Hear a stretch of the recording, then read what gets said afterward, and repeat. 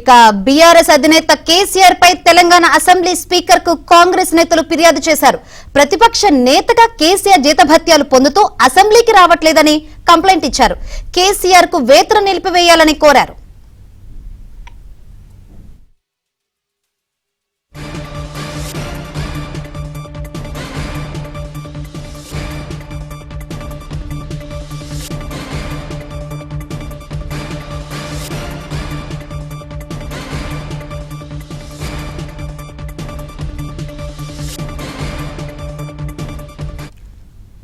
BRS అధినేత కేసీఆర్ పై Telangana assembly speaker కు కాంగ్రెస్ నేతలు ఫిర్యాదు చేశారు.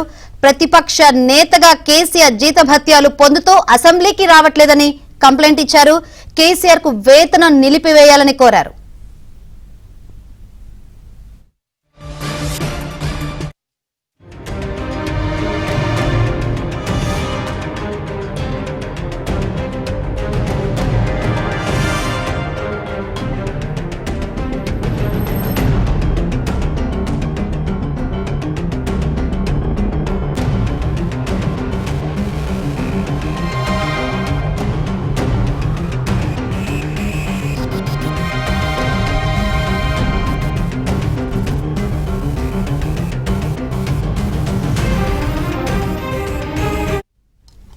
బీఆర్ఎస్ అధినేత కేసీఆర్ పై తెలంగాణ అసెంబ్లీ స్పీకర్ కు కాంగ్రెస్ నేతలు ఫిర్యాదు చేశారు.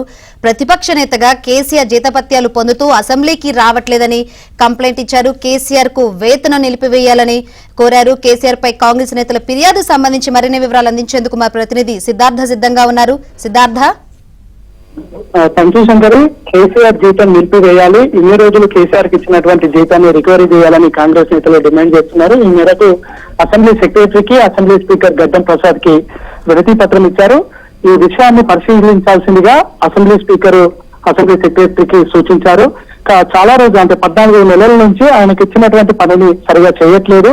ఆయనకు ఇచ్చినటువంటి బాధ్యతను సరిగా నెరవేర్చడంలో కేసీఆర్ పూర్తిగా విఫలమైనటువంటి నేపథ్యంలో ఆయనకి ఇన్ని రోజులు ఇచ్చినటువంటి జీతభత్యాలను ప్రభుత్వం రికవరీ చేయాల్సిందిగా హస్తం నేతలు డిమాండ్ చేస్తున్నారు. ఇదంతా ప్రజల సొమ్ముతో, ప్రజల డబ్బులను కేసీఆర్ జీతంగా వాడుకుంటున్నటువంటి నేపథ్యంలో ఆయన ఇచ్చినటువంటి పనిని సరిగా చేయట్లేదు కాబట్టి ఆ జీతాన్ని అంతటినీ రికవరీ చేయాలని హస్తం నేతలు డిమాండ్ చేస్తున్నారు. ఇక బీఆర్ఎస్ పార్టీకి సంబంధించినటువంటి నేతలు ఈ విషయంపై స్పందిస్తా ఉన్నారు. కేసీఆర్ అసెంబ్లీకి వస్తే ఆయనను కించపరిచే అవకాశం ఉంది, ఆయనను హేళన చేసే అవకాశం ఉంది కాబట్టి కేసీఆర్ అసెంబ్లీకి రావట్లేదు.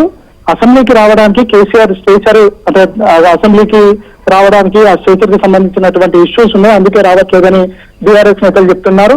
ఒకవేళ కేసీఆర్ అసెంబ్లీకి వస్తే ర్యాగింగ్ చేస్తారనే ఉద్దేశంతోనే కాంగ్రెస్ నేతలు పదే కేసీఆర్ అసెంబ్లీకి రావాలనే డిమాండ్ చేస్తున్నారనే విషయాన్ని కూడా బీఆర్ఎస్ నేతలు చెప్తున్నారు.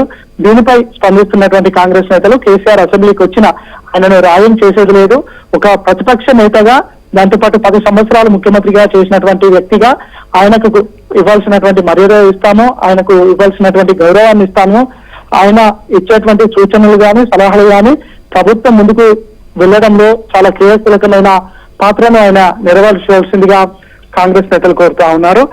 స్పీకర్ కు కాసేపటి క్రితమే వాళ్ళు వినతి పత్రం ఇచ్చారు. ఈ వినతి పత్రాన్ని పరిశీలించాల్సిందిగా అసెంబ్లీ సెక్రటరీకి రికమెండ్ చేస్తూ స్పీకర్ లెటర్ ని ఫార్వర్డ్ చేశారు. Right, thank you Siddhartha.